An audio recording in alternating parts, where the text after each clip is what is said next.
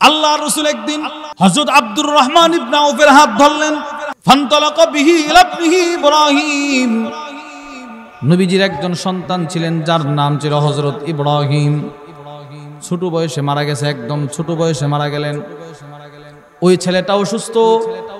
আল্লাহর রাসূল হযরত আব্দুর রহমান ইবনে আউফকে হাত ধরে বললেন, আব্দুর রহমান চলো মদিনার প্রত্যন্ত অঞ্চলে যাব, আমার ছেলেটা অসুস্থ, একটু দেখে আসি।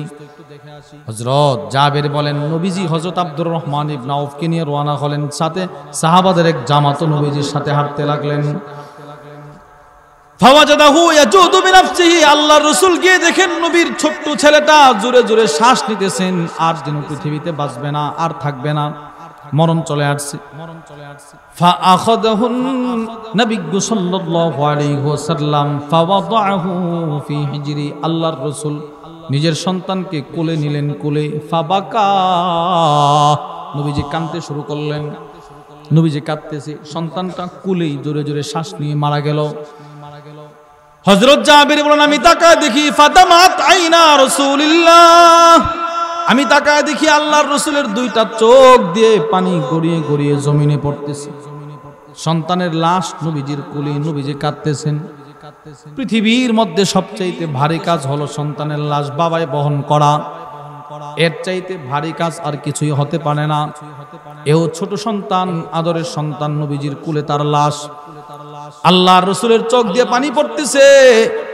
আল্লাহর রাসূল বলতেছেন, ইব্রাহিম তোমার মৃত্যুতে আমি ব্যথিত, আমার অন্তরটা ভেঙে যাচ্ছে, আমার চোখ দিয়ে পানি বের হইছে, কিন্তু ইব্রাহিম তোমার ইন্তেকালেও আমি এমন কোনো কথা বলতে পারবো না যে কথা বললে আমার রব অসন্তুষ্ট হয়। আমি এই মুহূর্তেও আমার রবের অসন্তুষ্টি প্রকাশ পাই এমন কথা আমি বলতে পারবো। সন্তান মারা গেলে অনেক মা বাবা আছে এটা সহ্য করতে পারে না, আসলে করতে পারে না, ঈমান হারা হয়ে যায়। আল্লাহ বুঝে আমাকে দেখলো, আমার ছেলেটাকে নিল। আমি যখন সর্বপ্রথম তারাবি পড়াইছি, তো আমার আব্বার মসজিদে প্রথমে 2 বছর আমরা সব ভাই হেফজ শেষ করার পর আমাদের মসজিদে পিছনে আব্বা থাকে, ওনাদের পিছনে রেখে আমাদের নামাজ পড়াইতে হয়। এরপরে যদি দেখে না ঠিক আছে তার তারাবি, তাহলে আব্বা অনুমতি দিতেন, যাও এখন দূর দূরান্তে যাও। তো প্রথমে যখন আমি বাহিরে তারাবি পড়াইতে গেছি, আমাদের নাসিরনগর থানার একটা এলাকা গুনিয়াও, ওখানে গেছি তারাবি পড়াইতে। তো একজন মুসল্লি আমাদেরকে খুব মহব্বত করে, ইফতার করায়, তারাবির পরে আবার নাস্তা করায়, খুব মহব্বত, দামি দামি খাবার খাওয়া। কিন্তু ওই মুসল্লি, ওই বেচারা, তিনি কোনো নামাজে আসে না, তারাবিও পড়ে না, রমজান মাসে তারাবিও পড়ে না, ওয়াক্তের নামাজও পড়ে না। আরে রমজানে যে সারা বছর নামাজ পড়ে না, সেও কিন্তু রমজানে কি পড়ে? বলেন না কথা, সে নামাজ পড়ে না। তো ওই লোক নামাজ পড়ে না। তো আমি একদিন বললাম, ভাই আমাদেরকে এত আদর করেন আপনি, হাবিব সাহেবদেরকে, আপনাকে তো নামাজে দেখি না, কি কোনো কষ্ট আছে আমাদের প্রতি? রাগ অভিমান আছে? কোনা হুজুর তো নামাজে আসেন না কেন? হুজুর নামাজ পড়ছি অনেক, নামাজ পড়া দেখছি।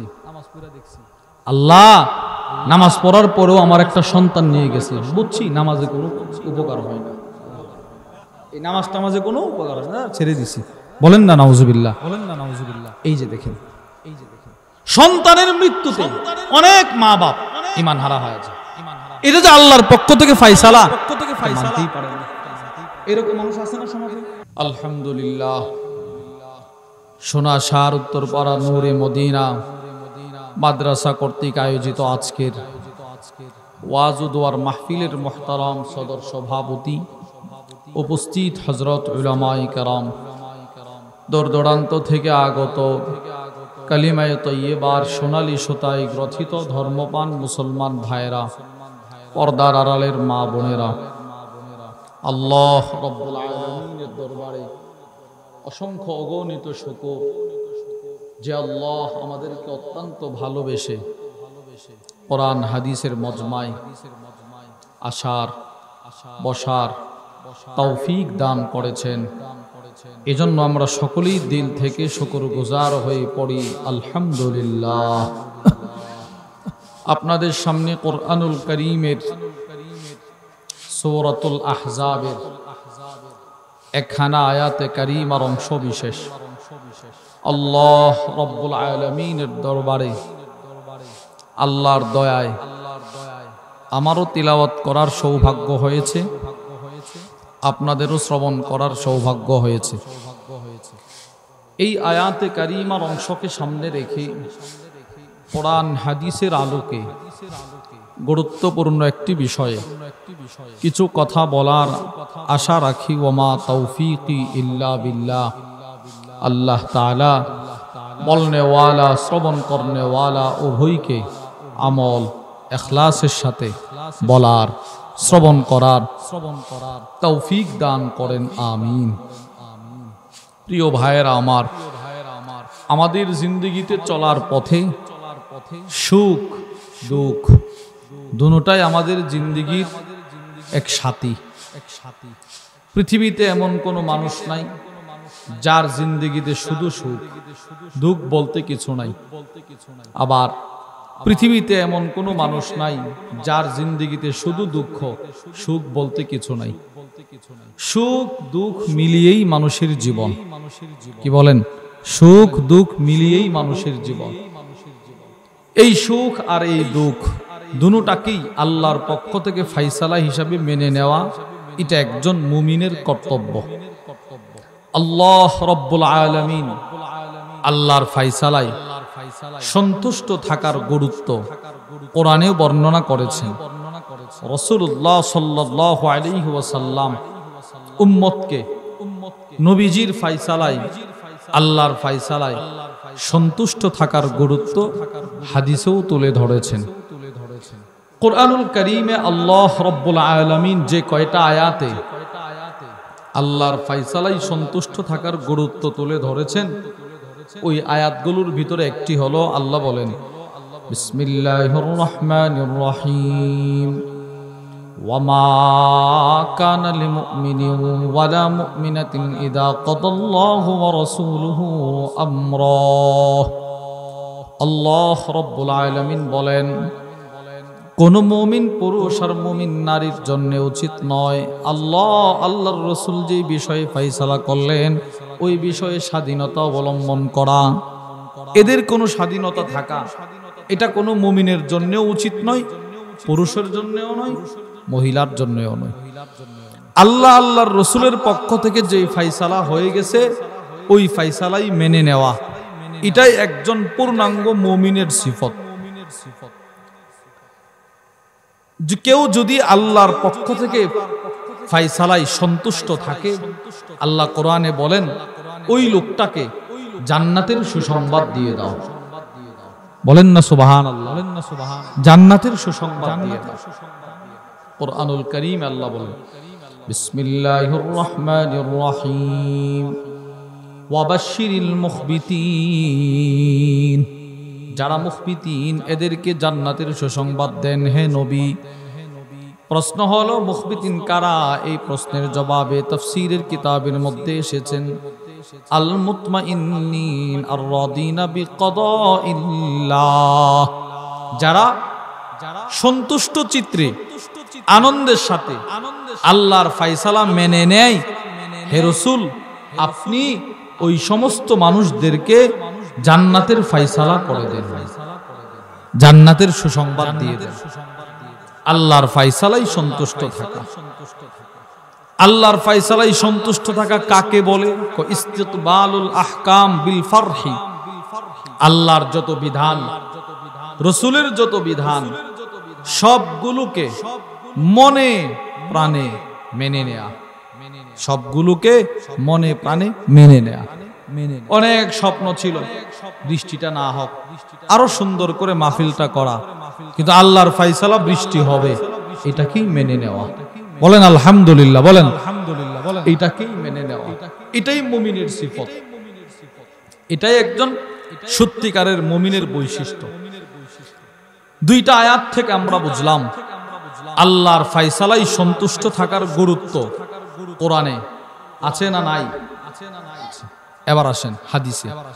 এক নাম্বার সহিহুল জামের বর্ণনা وعن أبي الدرداء رضي الله تعالى عنه قال হযরত আবু দারদা রাদিয়াল্লাহু তাআলা আনহু থেকে বর্ণিত তিনি বলেন ইন্না লিকুল্লি শাইইন হাকীকাহ হযরত আবু দারদা বলেন পৃথিবীতে যতটা বস্তু আছে বস্তু প্রত্যেকটা বস্তুর হাকিকত আছে হাকিকত পূর্ণাঙ্গতা বাস্তবতা মূল প্রত্যেকটা বস্তুর মূল আছে মূল এই লাইট জ্বলতেছে এটার একটা মূল আছে কারেন্ট এই যে প্যান্ডেল করতেছেন এটার একটা মূল আছে মাহফিল মসজিদ মূল নামাজ মাদ্রাসা মূল তেলাওয়াত তো প্রত্যেকটা বস্তুর হাকিকত আছে পূর্ণাঙ্গতা আছে ওয়ামা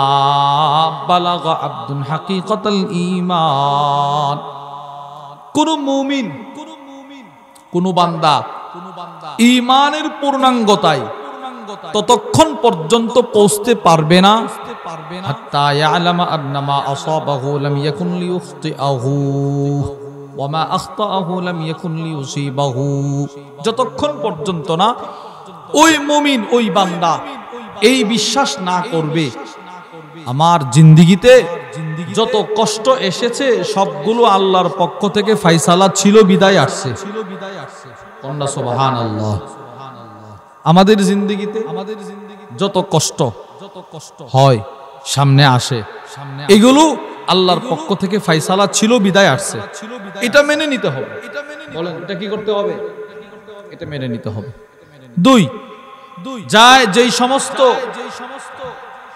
সফলতা আমার কাছ থেকে হাতছাড়া হয়ে গেছে যেই সফলতা আমি অর্জন করতে পারি নাই এটা আমার জন্য ছিল না এটা মেনে নিতে হবে জীবনে যত কষ্ট সামনে আসলো সেগুলো আল্লাহর পক্ষ থেকেই ফয়সালা ছিল এটা মেনে নিতে হবে জীবনে যত সফলতা হাতছাড়া হয়ে গেল ওইটাও আল্লাহর পক্ষ থেকেই ফয়সালা ছিল এটা মেনে নিতে হবে যদি কেউ মানতে পারে তাহলে সে যেন পরিপূর্ণ ঈমানদারের খাতায় তার নামটা উঠাইতে পারবে এক নাম্বার হাদিস তাহলে এই হাদিসে আমরা পাইলাম আল্লাহর পক্ষ থেকে যখন যেই ফয়সালা সেটার উপর নিজেকে সন্তুষ্ট রাখা বলেন ইনশাআল্লাহ বলেন দৃষ্টান্ত নম্বর তিরমিজি শরীফের বর্ণনা قال رسول الله صلى الله عليه وسلم আল্লাহর রাসূল বলেন ইন্না ইযামাল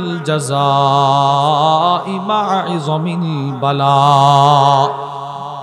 আল্লাহর রাসূল বলেন আমার যে উম্মতের মুসিবত যত বড় হবে তার পুরস্কার তত বড় হবে সুবহানাল্লাহ বলেন সুবহানাল্লাহ যার মুসিবত যত বড় তার পুরস্কারও তত বড় হবে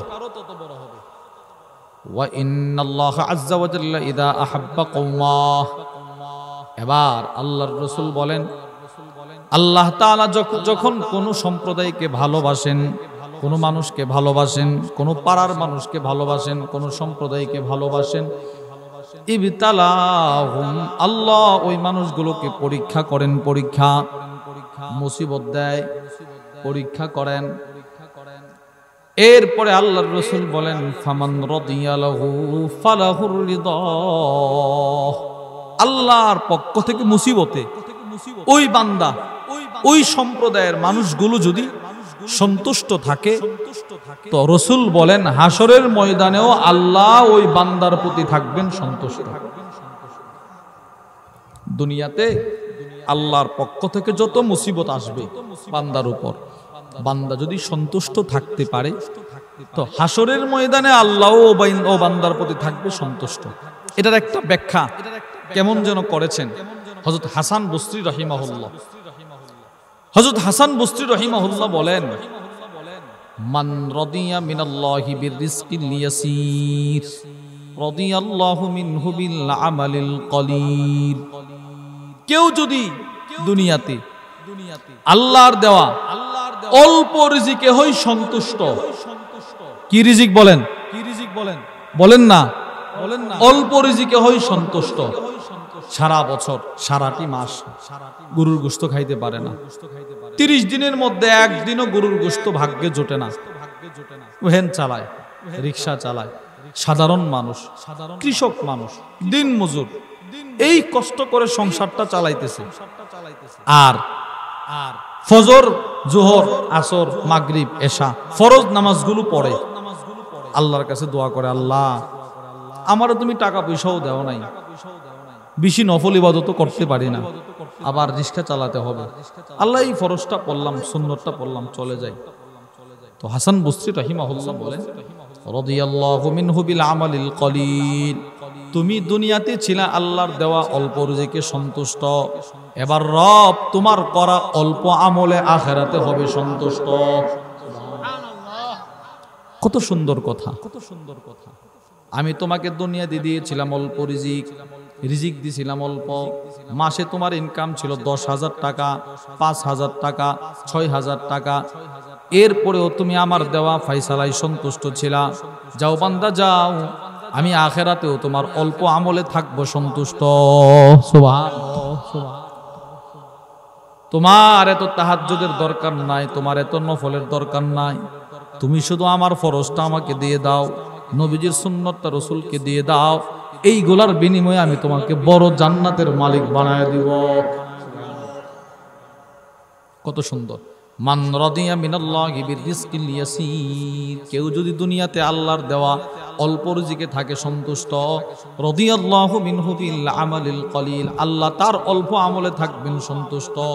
এরপরে নবীজি বলে, এবার রাসূল বলতেছে, ফামান রাদিয়া লাহু ফালাহুর রিদা, আল্লাহ তাআলা যাকে যত বড় মুসিবতে ফেলেন তার পুরস্কার তত বড় করে দেন। আল্লাহ পাক যখন কোন সম্প্রদায়কে ভালোবাসেন, এদেরকে পরীক্ষা করেন, ওই পরীক্ষার সম্মুখীন হয়ে যারা আল্লাহর প্রতি থাকবে সন্তুষ্ট, আল্লাহ তার প্রতি সন্তুষ্ট। ওয়ামান সাখিত, আর যে ব্যক্তি আল্লাহর প্রতি থাকবে অসন্তুষ্ট, আল্লাহ তার প্রতি থাকবে অসন্তুষ্ট। বলেন নাউজুবিল্লাহ। তাহলে আমরা সদা সর্বদা আল্লাহর ফায়সালায় কি থাকবো? সন্তুষ্ট। বলেন কি থাকবো? রাজি, রাজি আর খুশি থাকবো। দুইটা হাদিস থেকে আমরা বুঝলাম আল্লাহর ফায়সালায় সন্তুষ্ট থাকার গুরুত্ব হাদিসে আছে না নাই? দৃষ্টান্ত নম্বর 3, তিরমিজি শরীফের বর্ণনা। নবীজি সাল্লাল্লাহু আলাইহি ওয়াসাল্লাম, ওনার একজন সাহাবী নাম যায়েদ ইবনে সাবিত, ওনাকে ডাক দিয়েছে, ওনাকে একটা দোয়া শিখাইছে। দোয়াটা শিখায় বলতেছে, যায়েদ এই দোয়াটি তুমি বেশি বেশি পড়বা, তুমি বাড়িতে গিয়ে তোমার পরিবারকে আদেশ করবা তারাও যেন পড়ে। নবীজি সাহাবীকে দোয়া শিখাইছেন, এর দ্বারাই তো দোয়ার গুরুত্ব বোঝা গেছে। আবার রাসূল বললেন তোমার পরিবারকেও আদেশ করবা এই দোয়া যেন বেশি বেশি পড়ে, এতে আরো গুরুত্ব বোঝানো। এবার নিশ্চিত এই দোয়াটা যেই বিষয়ে ওই বিষয়টারও গুরুত্ব আছে।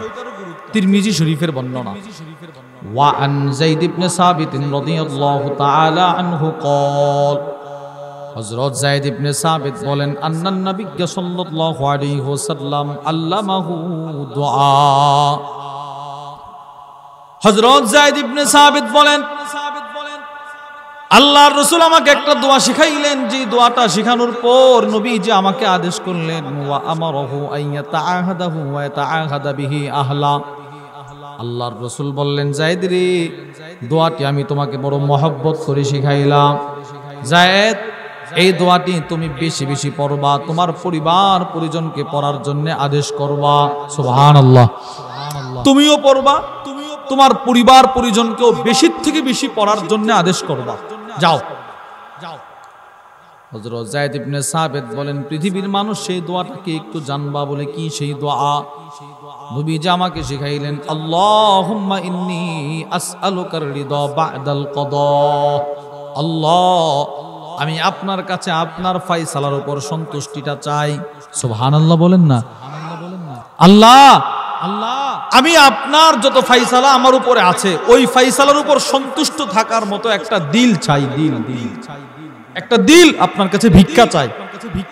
কোনোভাবেই যেন আপনার দেওয়া ফয়সালায়, আপনার করা ফয়সালায় আমি অসন্তুষ্ট না হই, সব সময় যেন সন্তুষ্ট থাকতে পারি, ওই রকম একটা মন মানসিকতা আপনি আমারে ভিক্ষা দেন। এই দোয়া নবীজি শিখাইছে। আল্লাহুম্মা ইন্নী আসআলুকা রিদা বাদাল কদা। দোয়ার প্রথম অংশ, আল্লাহ আমি আপনার ফয়সালার উপর সন্তুষ্টি থাকাটা ভিক্ষা চাই। 2 নাম্বার, ওয়া বারদাল আইশ বাদাল মাউত। আল্লাহ মরণের পরে একটা শান্তির জিন্দেগি আপনার কাছে ভিক্ষা চাই। এই যে জিন্দেগি, দুনিয়ার জিন্দেগিটা মূল জিন্দেগি না। এখানে আপনি গরুর মাংস দিয়ে খাইলেও আপনার হায়াত শেষ হবে, পান্তা ভাত খাইলেও আপনার হায়াত শেষ হবে, কিন্তু একটা জিন্দেগি শুরু হবে, কবরের জিন্দেগি। ওই জিন্দেগির শুরু আছে, কোনো শেষ নাই। বলে জিন্দেগিটা কতদিন? আল্লাহ আছে যতদিন ততদিন। আল্লাহ কতদিন? কুল্লু শাইইন হালিকুন ইল্লা ওয়াজহা। সব কিছু ধ্বংস হয়ে গেলেও আমার রব থাকবেন। সুবহানাল্লাহ বলেন, সুবহানাল্লাহ বলেন। এবার রব যতদিন, আমার আখিরাতের জিন্দেগি ততদিন। তো জিন্দেগি তো ওইটা। আল্লাহর রাসূল বলেন, যায়েদ তুমি আল্লাহর কাছে দোয়া করবা, আল্লাহ মৃত্যুর পরে আমাকে এমন একটা জিন্দেগি দান করেন যে জিন্দেগিটা বড় শান্তির জিন্দেগি হবে। যদি কবরে লাশটা রাখা হয়, নামাজ না পড়নেওয়ালা হয়, জীবনে কখনো নামাজ পড়ে নাই, রোজা রাখে নাই, ইবাদত করে নাই, তার লাশ যখন কবরে নামানো হবে তো তার কবরের জিন্দেগিটা শান্তির হবে না, ভয়ঙ্কর হবে। ভয়ঙ্কর বলেন, শান্তির হবে, বলেন শান্তির হবে। নবীজি দোয়া শিখাইছে। সাহাবী তুমি আল্লাহর কাছে দোয়া করবা, আল্লাহ আমাকে মৃত্যুর পর একটা শান্তির জিন্দেগি দান করেন। বলেন আমিন, বলেন বলেন আল্লাহ, বলেন আমাদেরকে মৃত্যুর পরে, মরণের পর একটা শান্তির জিন্দেগি দান করেন। বলেন আমিন। সবাই এটা চায়, সবাই। নবীজি সাহাবীকে দোয়া শিখাইছে। 3 নাম্বার, ওয়ালাদাতান নাজরি ফি ওয়াজহিক। আল্লাহ মরণের পরে শান্তির জিন্দেগিটা কখন আমার শান্তির জিন্দেগি হবে? আল্লাহ আমি মরণের পরে যেন আপনার চেহারাটা দেখা মজা পাই, মজা। সুবহানাল্লাহ বলেন, সুবহানাল্লাহ বলেন। আল্লাহ আপনার চেহারা দেখা মজা নেওয়ার মতো চোখ আমারে দান করেন, দিল আমাকে দান করেন। 4 নাম্বার, রাসূল বলেন ওয়া শাওকান ইলা লিকাক। আল্লাহ আপনার সাক্ষাতের আগ্রহ আমাকে দিয়ে দেন। সুবহানাল্লাহ। এই দোয়া, এই দোয়ার মধ্যে নবীজি প্রথম যে শব্দটা নিয়ে আসছে, আল্লাহ আপনার যত ফয়সালা আমার উপরে থাকবে, সব ফয়সালার উপর আমি আপনার সন্তুষ্টি চাই। দেখছেন? তাহলে 3টা হাদিস থেকে আমরা পাইলাম আল্লাহর ফয়সালায় সন্তুষ্ট থাকার গুরুত্ব হাদিসে আছে না নাই? তাহলে আবার আসেন, 2টা আয়াত, 3টা হাদিস, এই 5টি আয়াত আর হাদিসকে সামনে রেখে আমরা বুঝলাম ইসলামের দৃষ্টিতে আল্লাহর ফয়সালায় সন্তুষ্ট থাকার গুরুত্ব। বলেন সবাই, বলেন বলেন সবাই, বলেন কি আছে বলেন না? আল্লাহর ফয়সালায় সন্তুষ্ট থাকার গুরুত্ব। এবার আসেন, আল্লাহ কি বলল ওইটাও শুনলেন, নবীজি কি বলল ওইটাও শুনলেন। এবার সাহাবারা কি বলে দেখেন। হযরত ওমর ইবনুল খাত্তাব রাদিয়াল্লাহু তাআলা আনহু মাওসুআতুন আতরাতিন নাঈম ফি মাকারিমি আখলাকির রাসূলিল কারীম একটা কিতাব আছে। ওই কিতাবের মধ্যে হযরত ওমর ইবনুল খাত্তাব রাদিয়াল্লাহু তাআলা আনহুর একটা বক্তব্য নিয়ে আসছে। তিনি বলেন, ইন্নাল খায়রা কুল্লাহু ফির রিদা। সব ধরনের সমস্ত কল্যাণ, সব ধরনের সমস্ত কল্যাণ। বলেন তো কি বলছি, বলেন তো কি বলছি? সব ধরনের সমস্ত কল্যাণ বুঝেন? বরকত, ভালাই, ভালাই, ভাগ্য, সব ধরনের সমস্ত কল্যাণ আল্লাহ রেখে দিয়েছেন আল্লাহর ফয়সালা মেনে নেওয়ার মধ্যে। সুবহানাল্লাহ বলেন। সব ধরনের সমস্ত কল্যাণ আল্লাহ রেখে দিয়েছেন, নিহিত আছে আল্লাহর ফয়সালা মেনে নেওয়ার ভেতরে। সব সমস্ত কল্যাণ। হযরত ওমর ইবনুল খাত্তাব রাদিয়াল্লাহু তাআলা আনহুর বক্তব্য থেকেও আমরা বুঝলাম ইসলামের দৃষ্টিতে আল্লাহর ফয়সালায় সন্তুষ্ট থাকার গুরুত্ব আছে না নাই? এবার আসেন, আল্লামা ইমাম ইবনুল কাইয়িম রাহিমাহুল্লাহর বিখ্যাত কিতাব মাদারিজুস সালিকিন বাইনা মানাজিলি ইয়াকা না'বুদু ওয়া ইয়াকা নাস্তাঈন একটা কিতাব আছে। ওই কিতাবের মধ্যে আছে হযরত লুকমান হাকিম ওনার সন্তানকে ডাকছে, ডাইকা বলে ক্বালা লিবনিহি, এই সন্তান, ইয়া বুনাইয়া, হে আমার প্রিয় বৎস শোনো, উসিকা বিখিসাল, আমি তোমাকে কয়েকটা ওসিয়ত করছি, ওসিয়ত কয়েকটা আমলের, তুকাররিবুকা মিনাল্লাহ, ওই আমলগুলো মানতে পারলে তুমি আল্লাহর কাছাকাছি চলে যাইবা। তুমি ওই আমলগুলো যত করবা তুমি রবের তত কাছাকাছি, তত কাছাকাছি। ওয়াতুবাইদুকা বিন সাখাতি, আমলগুলো যত করবা তত তুমি জাহান্নাম থেকে দূরে। সুবহানাল্লাহ বলেন, সুবহানাল্লাহ বলেন। আমল কি? সহজ। এক নাম্বার আনতাবুদাল্লাহ, এক নাম্বার তুমি ইবাদত করবা আল্লাহর। বলেন তো আমরা ইবাদত করব কার? শুধুই মাত্র কার? আল্লাহর ইবাদত মসজিদ ছাড়া হবে না, মন্দিরে গিয়ে হবে না, বলেন পূজায় গিয়ে হবে না। আনতাবুদাল্লাহ, তুমি ইবাদত করবে আল্লাহর। ওয়ালা তুশরিক বিহি শাইআ, আল্লাহর সাথে কাউকে শরীক করবা না। হায়, কেউ যদি আল্লাহর ইবাদত করে আল্লাহর সাথে কাউকে শরীক না করে তো সে আল্লাহর খুব কাছাকাছি চলে যায়, জান্নাতের খুব কাছাকাছি, জান্নাতের খুব কাছাকাছি।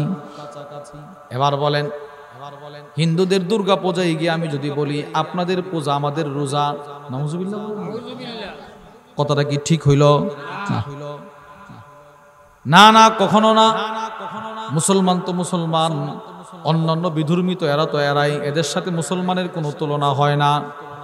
মুসলমান তো মুসলমান। এবার লোকমান হাকিম বলে, আনতাবুদাল্লাহ, সন্তান তুমি ইবাদত করবে আল্লাহর, লা তুশরিক বিহি শাইআ, আল্লাহর সাথে কাউকে শরীক করবা না।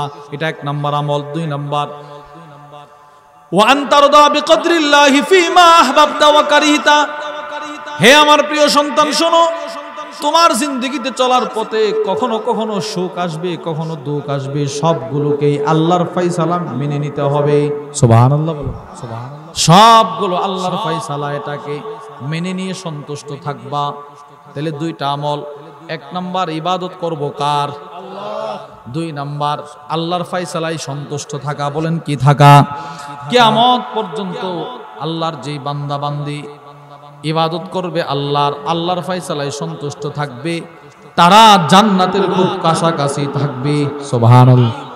মরলেই জান্নাত, মরলেই কি? তাহলে পূর্বের মনীষীদের বক্তব্য থেকেও বুঝলেন, লোকমান হাকিম কিন্তু আমাদের নবীজির জমানার না, ওনার বক্তব্য থেকেও বুঝলেন, ওনার বক্তব্য থেকেও বুঝলেন আল্লাহর ফয়সালায় সন্তুষ্ট থাকার গুরুত্ব ইসলামে আছে না নাই? আছে।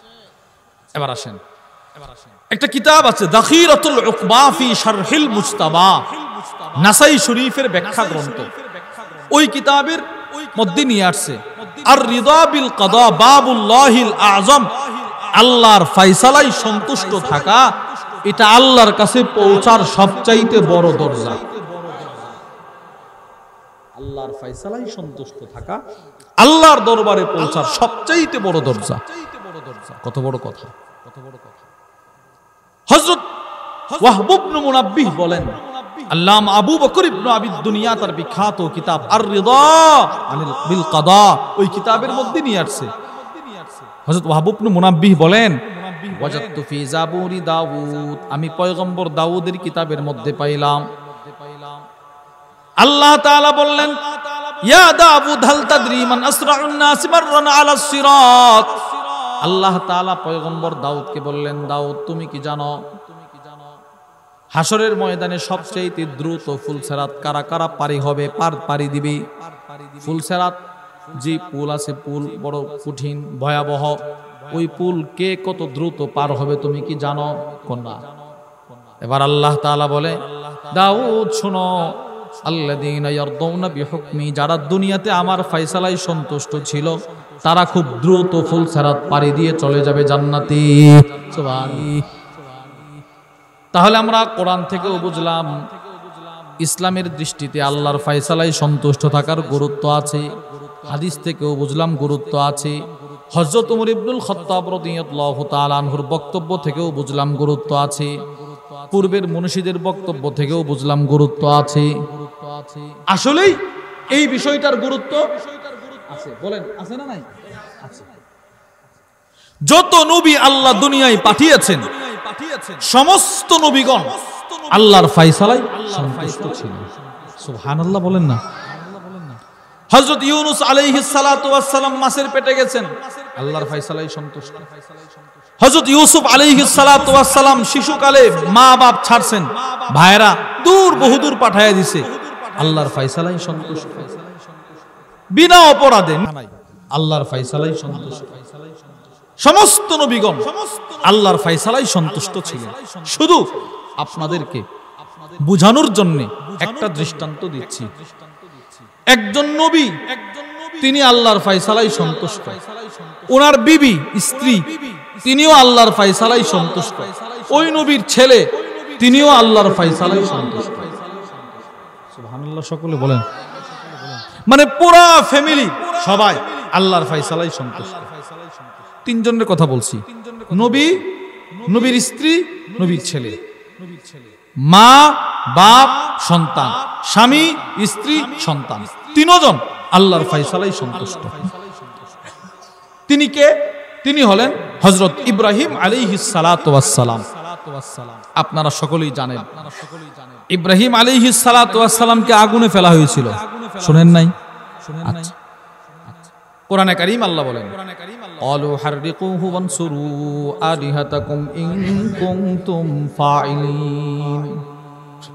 পয়গম্বর ইব্রাহিম মুশরিকদের মূর্তিগুলোকে ভেঙে ফেললেন। তারা বলে, পয়গম্বর ইব্রাহিমকে আগুনে না ফেললে কিন্তু তোমাদের মূর্তিগুলো শেষ হয়ে যাবে, এই ধর্ম শেষ। ক্বালু ইবনু লাহু বুনিয়ানান ফাআলকুহু ফিল জাহিম। পয়গম্বর ইব্রাহিম আলাইহিস সালামকে আগুনে ফেলার জন্য বড় একটা অগ্নিকুণ্ড তৈরি করা হলো। এবার ওনাকে যখন আগুনে নিক্ষেপ করা হবে, আসমানের সব ফেরেশতারা, দামি দামি ফেরেশতা যারা ভিআইপি ফেরেশতা, তারা এসে বলে, হে ইব্রাহিম, আপনার উপরে যে আপনাকে যে আগুনে ফেলা হচ্ছে, নিক্ষেপ করা হবে, এতে কি আপনি অসন্তুষ্ট? আপনি এখন অর্ডার দেন, আমরা আগুনটাকে পানি দিয়ে নিভাইয়া দিব। শুধু বলেন আগুন নিভাইয়া দিব অথবা আগুনকে ঠান্ডা করে দিব। বুখারী শরীফের বর্ণনা, ওয়া আন আব্দুল্লাহ ইবনে আব্বাস রাদিয়াল্লাহু তাআলা আনহুমা ক্বাল। হযরত আব্দুল্লাহ ইবনে আব্বাস রাদিয়াল্লাহু তাআলা আনহুমা থেকে বর্ণিত, তিনি বলেন, কানা আখিরু কওলি ইব্রাহিম হিনা উলকিয়া ফিন্নার। আল্লাহর রাসূল বলেন, যখন পয়গম্বর ইব্রাহিম আলাইহিস সালামকে আগুনে নিক্ষেপ করা হচ্ছিল, ওনার সর্বশেষ বক্তব্য ছিল, হাজার হাজার কোটি কোটি ফেরেশতার প্রশ্নের জবাবে তিনি বলেছিলেন, আগুনটা নিভিয়ে দেওয়া ফয়সালা কি আল্লাহর না তোমাদের? না, ফেরেশতাদেরকে বলতেছে, তোমরা আসছো নাকি আল্লাহ পাঠাইছে? কোনা আপনি, আপনার ভালোবাসায় আমরা আসছি, বললে আগুনটা নিভিয়ে দিব। এবার পয়গম্বর ইব্রাহিম বলে, আমার রবের ফয়সালা কি? রবের ফয়সালা এখনো কিছু আসে নাই, আগুনে পড়তে হবে। পয়গম্বর ইব্রাহিম বলে, বুখারীর বর্ণনা, হাসবি আল্লাহ, আমি আল্লাহর ফয়সালায় সন্তুষ্টি প্রকাশ করে আগুনে ঝাঁপ দিতেও প্রস্তুত। আমি আগুনে পড়লেও আমার রব আমার জন্য যথেষ্ট। যাও তোমরা চলে যাও, আমার রব যদি চায় ফয়সালা এটা থাকে আমি আগুনে পড়ব, বাস আমি প্রস্তুত আছি, আমার আল্লাহ আমার জন্য যথেষ্ট। বাপ। এবার আসেন ওনার ছেলে হযরত ইসমাঈল আলাইহিস সালাম, তিনিও আল্লাহর ফয়সালায় সন্তুষ্ট। কুরআনুল কারীমে আল্লাহ বলেন, বিসমিল্লাহির রহমানির রহিম, ফালাম্মা বালাগা মাআহু সা'য়া ক্বালা ইয়া বুনাইয়া ইন্নী আরা ফিল মানাম। পয়গম্বর হযরত ইব্রাহিম আলাইহিস সালাতু ওয়াস সালামের কোনো সন্তান নাই। অনেক দিন পরে আল্লাহ তাআলা ছেলে সন্তান দিলেন, সুসংবাদ দিলেন, ফাবাশশারনাহু বিগুলামিন হালিম, যার আমি আপনাকে একটা জ্ঞানী নবী দিছি, নবী সন্তান দিব, জান দামি সন্তান দিব, দামি সন্তান, বড় জ্ঞানী, বুদ্ধিমত্তার সাথে তাকে পাঠাবো। পয়গম্বর ইব্রাহিম আলাইহিস সালাতু ওয়াস সালাম শেষ বয়সে সন্তান পাইলেন। এবার সন্তান পাওয়ার পর সন্তানকে বড় আদর করে, খুব আদর করে। সন্তানটা যখন বাবার সাথে হাঁটতে চলতে শিখলো, যে সন্তানটা বাবার হাত ধরে হাঁটতে পারে, ওই সন্তানটা বাবার সবচেয়ে প্রিয়। বলেন প্রিয় না? আব্বা বলে ডাকতে পারে, বাবা বলে ডাকতে পারে, বড় মহব্বত। এবার আল্লাহ তাআলা স্বপ্নযোগে আদেশ করলেন, ইব্রাহিম আমার ফায়সালা, তোমার সন্তানকে তুমি জবাই করো। ইব্রাহিম আলাইহিস সালাম সেই ফায়সালায়ও সন্তুষ্ট। সুবহানাল্লাহ, সুবহানাল্লাহ। গেছে সন্তানের কাছে, গিয়ে বলতে লাগলো, সন্তান, ইন্নী আরা ফিল মানাম, আমি ঘুমের ঘরে স্বপ্ন দেখলাম, আন্নী আযবাহুকা ফানজুর মাযা তারা, আমি তোমাকে জবাই করেছি, জবাই করব, জবাই করতেছি, জবাই করার আদেশ। ফানজুর মাযা তারা, তোমার কি বক্তব্য এবার তুমি বলো। একটু চিন্তা ভেবে আমাকে জবাব শোনায় দাও। আমি তো আমার রবের ফায়সালায় সন্তুষ্টি প্রকাশ করে তোমাকে জবাই করব, তোমার বক্তব্যটা শোনাও। এবার সন্তান কি বলে দেখেন, সন্তান বলে, ইয়া আবাতি আলমা তুমার। আল্লাহ তাআলার পয়গম্বরকে বলে, আব্বু আপনি যেই রবের ফায়সালায় সন্তুষ্ট হয় আমাকে জবাই করতে চান, আমিও সেই রবের ফায়সালায় সন্তুষ্ট হয়ে জবাই হতেও প্রস্তুত। তাইলে বাবাও আল্লাহর ফায়সালায় সন্তুষ্ট, ছেলেও আল্লাহর ফায়সালায় সন্তুষ্ট। এবার বিবি ইসমাইল আলাইহিস সালামের মা, ইব্রাহিম আলাইহিস সালামের বিবি, তিনিও আল্লাহর ফায়সালায় সন্তুষ্ট। সুবহানাল্লাহ বলেন না? আরে পুরাটা ফ্যামিলি আল্লাহর ফায়সালায় সন্তুষ্ট। বাবার দৃষ্টান্ত শুনলেন, ছেলের দৃষ্টান্ত শুনলেন, মানে স্বামীর দৃষ্টান্ত, পয়গম্বর ইব্রাহিম আলাইহিস সালামের দৃষ্টান্ত শুনলেন, ছেলে পয়গম্বর ইসমাইল আলাইহিস সালামের দৃষ্টান্ত শুনলেন। এবার মা, ইসমাইল আলাইহিস সালামের মা পয়গম্বর ইব্রাহিমের স্ত্রীর দৃষ্টান্তটা শুনেন। খেয়াল করে শুনেন, বুখারী শরীফের বর্ণনা। ওয়া আন্না আব্দুল্লাহ ইবনে আব্বাস রাদিয়াল্লাহু তাআলা আনহুমা ক্বাল, হযরত আব্দুল্লাহ ইবনে আব্বাস থেকে বর্ণিত, তিনি বলেন, লাম্মা কানা বাইনা ইব্রাহিম ওয়া বাইনা আহলিহি মা কান, পয়গম্বর ইব্রাহিম আর ওনার পরিবারের মাঝখানে যা ঘটার তা যখন ঘটে গেল, খরাজা বি ইসমাঈল ওয়া উম্মি ইসমাঈল, পয়গম্বর ইব্রাহিম আলাইহিস সালাম ওনার দুধের বাচ্চা ইসমাঈল আলাইহিস সালাম ও ওনার মা দুইজনকে নিয়ে পয়গম্বর ইব্রাহিম মক্কার দিকে রওনা হয়ে গেলেন। শাম থেকে মক্কার দিকে 3 জনের সফর, স্বামী, স্ত্রী, সন্তান। ইব্রাহিম আলাইহিস সালাম, ইসমাঈল আলাইহিস সালাম, ওনার মা, 3 জনকে নিয়ে তিনি রওনা হইলেন। ওয়া মাআহুম শান্না, ওনাদের সাথে ছিল একটা ছোট্ট মশক, ওই মশকের মধ্যে কিছু পানি ছিল, পানি। ফাজালাত উম্মু ইসমাঈল তাশরাবু মিনাশ শান্না, হযরত ইব্রাহিম আলাইহিস সালামের বিবি পয়গম্বর ইসমাঈল আলাইহিস সালামের মা ওই মশক থেকে পানি পান করতেন। ফায়াদিরু লাবানুহা আলা সাবিগিহা, পানি পান করার কারণে আল্লাহ তাআলা ওনার বুকে দুধের ব্যবস্থা করে দিতেন। সুবহানাল্লাহ। উনি পানি পান করলে আল্লাহ তাআলা ওনার বুকে সন্তানের জন্য দুধের ব্যবস্থা করে দিতেন। যাইতেছে, হাঁটতেছে, হাত্তা কদিমা মক্কা। এবার পয়গম্বর ইব্রাহিম আলাইহিস সালাতু ওয়াস সালাম ওনার সন্তান আর বিবিকে নিয়ে মক্কায় পৌঁছলেন। শাম থেকে মক্কায় পৌঁছলেন।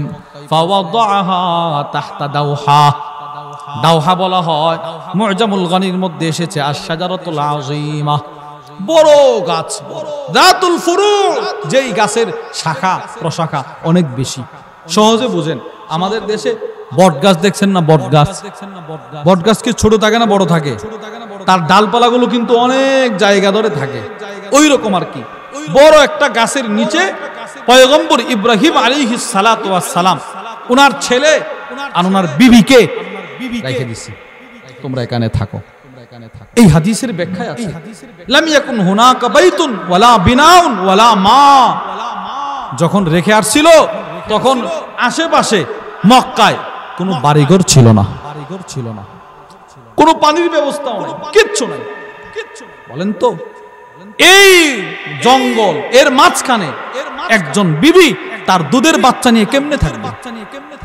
এই জমানার বিবিদেরকে এইভাবে আল্লাহর ফায়সালা বলে রেখে আসলে কি করতো বলেন? কেউ থাকতো? আরে বলেন, জঙ্গলে রেখে আসলে কেউ থাকবে? হযরত ইব্রাহিম আলাইহিস সালাতু ওয়াস সালাম ওনার বিবি আর ওনার ছেলেকে এই গাছের নিচে বলে এখানে থাকো। বাস আর কোনো কথা নাই, বুখারীর বর্ণনা। সুম্মা রাজা ইব্রাহিম ইলা আহলিহি, এবার পয়গম্বর ইব্রাহিম ওনার পরিবারের দিকে রওনা হয়ে গেলেন, বাড়ির দিকে রওনা হইছেন। বিবিকে আর দুধের বাচ্চাকে এখানে রেখে চলে যেতেছে, আর বিবিরে কিচ্ছু বলে না।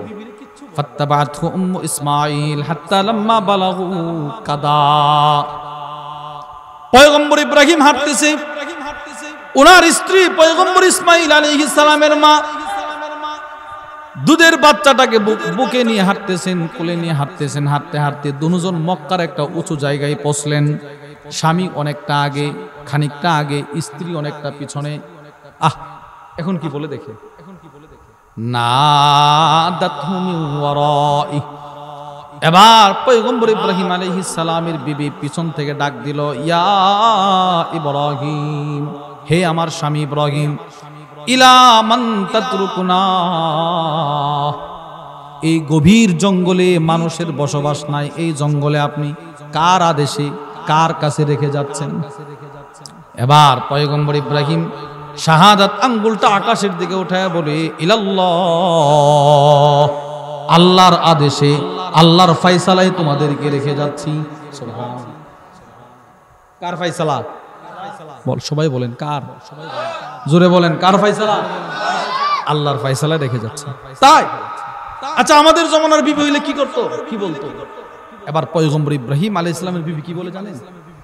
ফাকালাত রাদিতু বিল্লাহ, আপনি যেই রবের ফয়সালায় নিজের বিবি আর সন্তানকে জঙ্গলে রাইখা যাইতে রাজি আছেন, সন্তুষ্ট, আমিও সেই রবের ফয়সালায় জঙ্গলে সন্তান নিয়ে থাকতে সন্তুষ্ট।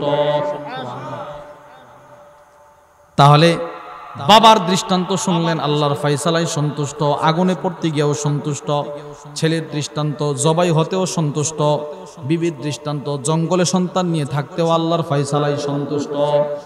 তাহলে আমি আপনাদেরকে বলেছিলাম, যত নবী রাসূল আল্লাহ দুনিয়ায় পাঠিয়েছেন সব নবীরা আল্লাহর ফয়সালায় ছিলেন সন্তুষ্ট। ছিলেন না? ছিলেন না? সমস্ত নবীদের সন্তুষ্ট যেখানে গিয়ে শেষ, রাজি খুশি যেখানে শেষ, ওখান থেকে আমাদের নবীজির সন্তুষ্টির ধাপ মাত্র শুরু। সুবহানাল্লাহ বলেন। আমাদের নবীজির একটা দৃষ্টান্ত শুনে, মুসলিম শরীফের বর্ণনা, তিরমিজি শরীফের বর্ণনা। ওয়া আন জাবির ইবনে আব্দুল্লাহ রাদিয়াল্লাহু তাআলা আনহুমা ক্বাল, হযরত জাবির ইবনে আব্দুল্লাহ থেকে বর্ণিত, তিনি বলেন, আখাযান নবিয়্যু সাল্লাল্লাহু আলাইহি ওয়াসাল্লাম বিয়াদি আব্দুর রহমান ইবনে আউফ। আল্লাহর রাসূল একদিন হযরত আব্দুর রহমান ইবনে আউফের হাত ধরলেন। ফান্তালাকা বিহি ইলা ইবনিহি ইব্রাহিম, নবীজির একজন সন্তান ছিলেন যার নাম ছিল হযরত ইব্রাহিম। ছোট বয়সে মারা গেছে, একদম ছোট বয়সে মারা গেলেন। ওই ছেলেটা অসুস্থ। আল্লাহর রাসূল হযরত আব্দুর রহমান ইবনে আউফকে হাত ধরে বললেন, আব্দুর রহমান, চলো মদিনার প্রত্যন্ত অঞ্চলে যাব, আমার ছেলেটা অসুস্থ, একটু দেখে আসি। হযরত জাবের বলেন, নবীজি হযরত আব্দুর রহমান ইবনে আউফকে নিয়ে রওনা হলেন, সাথে সাহাবাদের এক জামাতও নবীজির সাথে হাঁটতে লাগলেন। ফাওয়াজাদাহু ইয়াজুদু বিনাফসিহি, আল্লাহর রাসূল গিয়ে দেখেন নবীর ছোট্ট ছেলেটা জোরে জোরে শ্বাস নিতেছেন, আর যেন পৃথিবীতে বাঁচবে না, আর থাকবে না, মরণ চলে আসছে। ফাআখাযাহু নবিয়্যু সাল্লাল্লাহু আলাইহি ওয়াসাল্লাম ফাওয়াদাহু ফি হিজরি, আল্লাহর রাসূল নিজের সন্তানকে কোলে নিলেন, কোলে। ফাবাকা, নবীজি কাঁদতে শুরু করলেন। নবীজি কাঁদতেছে, সন্তানটা কোলেই জোরে জোরে শ্বাস নিয়ে মারা গেল। হযরত জাবির বলেন, আমি তাকায় দেখি, ফাদামাত আইনা রাসূলিল্লাহ, আমি তাকায় দেখি আল্লাহর রাসূলের দুইটা চোখ দিয়ে পানি গড়িয়ে গড়িয়ে জমিনে পড়তেছে। সন্তানের লাশ নবীজির কোলে, নবীজি কাঁদতেছেন। পৃথিবীর মধ্যে সবচাইতে ভারী কাজ হলো সন্তানের লাশ বাবায় বহন করা। এর চাইতে ভারী কাজ আর কিছুই হতে পারে না। এও ছোট সন্তান, আদরের সন্তান, নবীজির কোলে তার লাশ। আল্লাহর রাসূলের চোখ দিয়ে পানি পড়তেছে। আল্লাহর রাসূল বলতেছেন, ইব্রাহিম, তোমার মৃত্যুতে আমি ব্যথিত, আমার অন্তরটা ভেঙে যাচ্ছে, আমার চোখ দিয়ে পানি বের হইছে, কিন্তু ইব্রাহিম, তোমার ইন্তেকালেও আমি এমন কোনো কথা বলতে পারবো না যে কথা বললে আমার রব অসন্তুষ্ট হয়। আমি এই মুহূর্তেও আমার রবের অসন্তুষ্টি প্রকাশ পাই এমন কথা আমি বলতে পারবো।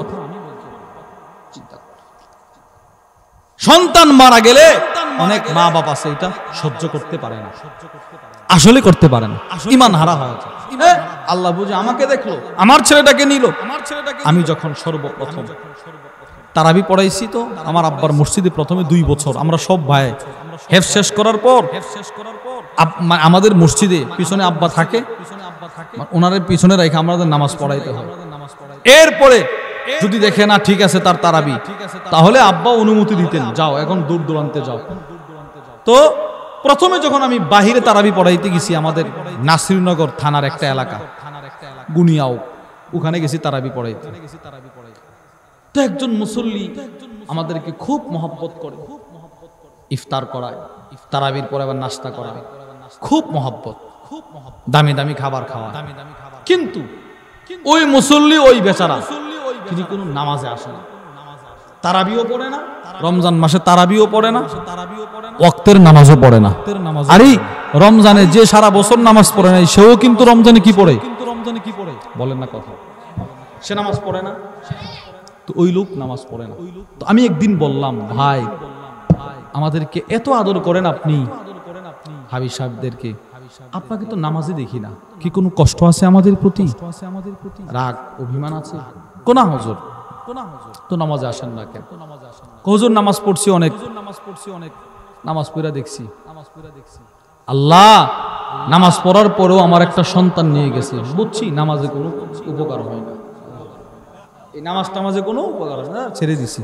বলেন না নাউজুবিল্লাহ, বলেন না নাউজুবিল্লাহ। এই যে দেখেন, সন্তানের মৃত্যুতে অনেক মা বাপ ঈমান হারা হয়ে যায়। এটা যে আল্লাহর পক্ষ থেকে ফায়সালা, মানতেই পারে না। এরকম মানুষ আছে না সমাজে? এজন্য আল্লাহর রাসূল সাল্লাল্লাহু আলাইহি ওয়াসাল্লাম নবীজি এই বিষয়টার প্রতি লক্ষ্য রেখে সাহাবাদেরকে উৎসাহ দিয়েছেন, সন্তান মারা গেলে এটা আল্লাহর পক্ষ থেকে যে ফায়সালা, এটাই যেন সন্তুষ্ট থাকতে পারে। নবীজি বিষয়টার প্রতি খুব খেয়াল রাখতেন। একটা দৃষ্টান্ত শোনেন, ওয়ান আবি সিনান ক্বাল, তিরমিজি শরীফের বর্ণনা। আবু সিনান এক ব্যক্তি, তার একটা ছোট্ট সন্তান মারা গেছে। একটা ছোট্ট সন্তান কি করছে? মারা গেছে। বাপ নিজে নিজের সন্তানের লাশটা নিয়ে কবরে নামছে। ওয়া আবু তালহা আল খাওলানি জালিসুন আলা শাফিরিল কবর, হযরত আবু সিনান তার সন্তানের লাশ কবরে নামতেছেন, কবরে নামাইছে, আর তার এক দুস্থ, তার নাম আবু তালহা, তিনি কবরের পাশে বসা। কবরের পাশে একজন দুস্থ বসা তার সান্ত্বনা দিতেছে, আর তিনি লাশ নিয়ে কবরে নামছে। কবরে হযরত আবু সিনান বলেন, ফালাম্মা আরাতুল খুরুজ, আমি যখন আমার সন্তানের লাশ কবরে রেখে উঠে যাব, ঠিক এমন সময় আমার যে দোস্ত আমার সন্তানের কবরের পাশে বসা ছিল, সে আমাকে বলতে লাগলো, দোস্ত আলা উখবিরুকা বিশাই, আমি কি তোমাকে একটা কথা বলবো? আলা উবাশশিরুকা বিশাই, একটা সুসংবাদ দিব তোমাকে। আমার হাতটা ধরছে। কার হাত ধরলো? যেই মাত্র নিজের সন্তানকে দাফন করছে। বলো কি সুসংবাদ দিবা, বলো। হাদাসানি দুহাক ইবনে আব্দুর রহমান আন আবি মুসা আল আশআরী রাদিয়াল্লাহু তাআলা আনহু ক্বাল, হযরত আবু মুসা আশআরী রাদিয়াল্লাহু তাআলা আনহু বর্ণনা করেন, দোস্ত একটু শোনো, তোমার তো সন্তান মারা গেছে, হাদিসটা শোনো তুমি।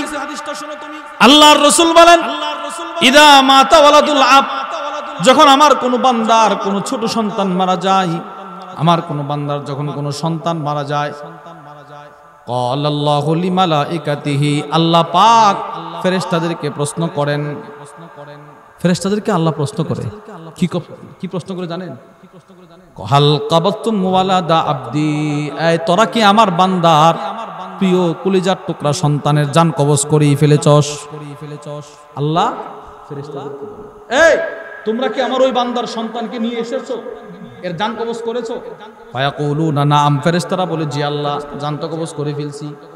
এবার আল্লাহ তাআলা বলে, সামারাতু ফুআদিহি, সত্যি সত্যি কি তোমরা আমার ওই বান্দার কলিজার টুকরাকে নিয়ে এসেছো, নিয়ে চলে আসছো?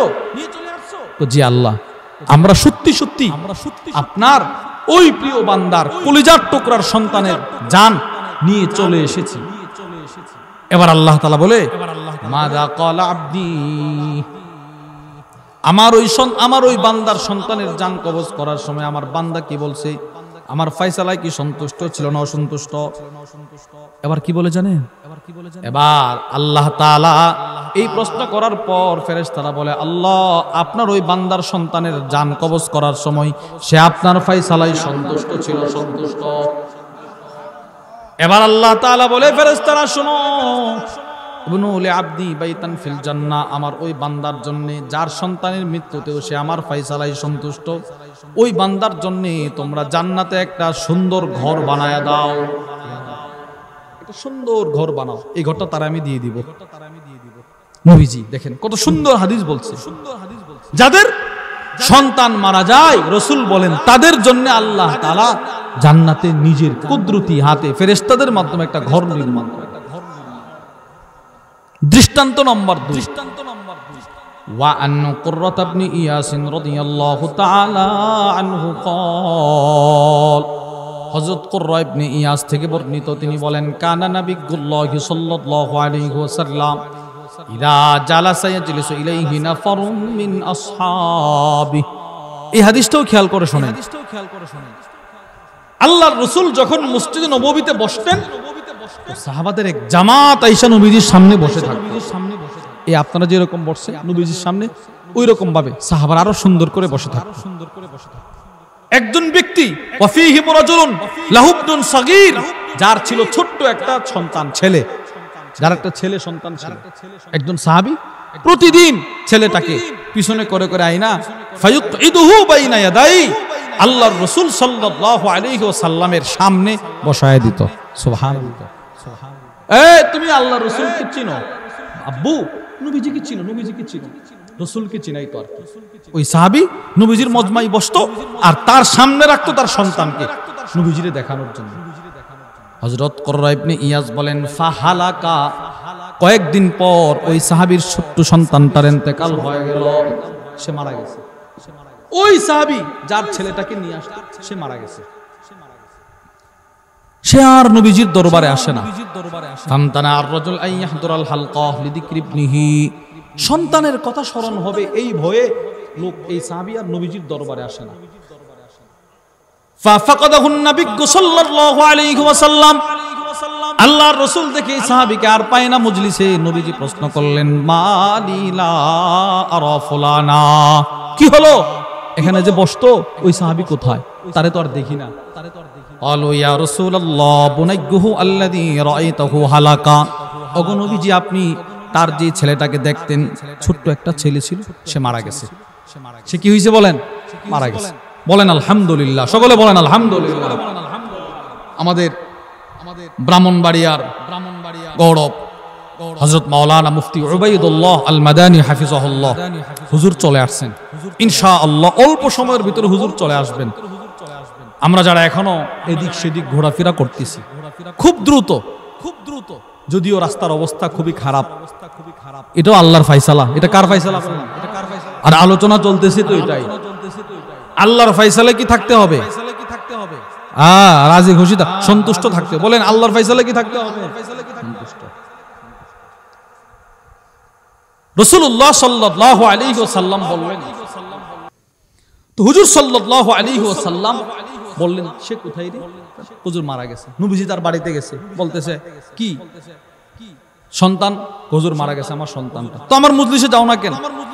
খাউফিহি, আল্লাহ এই ভয়ে যায় না, আমার সন্তানের সেই জায়গাটা দেখলে আমার কষ্টটা বেড়ে যাবে, এজন্য আর যায় না। নবীজি বলে আচ্ছা শোনো, তোমার সন্তানটা পৃথিবীতে জীবিত থাকলে তার দ্বারা কিছু রুজি রোজগার তুমি কইরা খাইতা, এটা তোমার কাছে পছন্দের, নাকি হাসরের ময়দানে তোমার সন্তানটা তোমার জান্নাতের চাবি নিয়ে দাঁড়ায় থাকবে ওইটা পছন্দের? সুবহানাল্লাহ। ইয়া রাসূলুল্লাহ, হাসরের ময়দানে আমার সন্তানটা চাবি নিয়ে দাঁড়ায় থাকো ওইটাই পছন্দের। নবীজি বলেন যাও, তোমার এই সন্তান হাসরের ময়দানে তোমার জান্নাতের গেটের সামনে দাঁড়ায় থাকবে। আল্লাহর পক্ষ থেকে ফয়সালায় সন্তুষ্ট থাকবো তো ইনশাআল্লাহ। বলেন ইনশাআল্লাহ। সদা সর্বদা সুখে দুঃখে আল্লাহর পক্ষ থেকে যত ফায়সালা আসবে সেগুলোতে আমরা সন্তুষ্ট থাকব। আল্লাহ আমাদের সকলকে তৌফিক দান করেন। সুবহানাকাল্লাহুম্মা বিহামদিকা আশহাদু আল্লা ইলাহা ইল্লা আনতা আস্তাগফিরুকা ওয়া আতুবু ইলাইক। হুজুর আসবেন, হুজুর খাবার খাচ্ছেন, আমাদের মুহতারাম মেহমান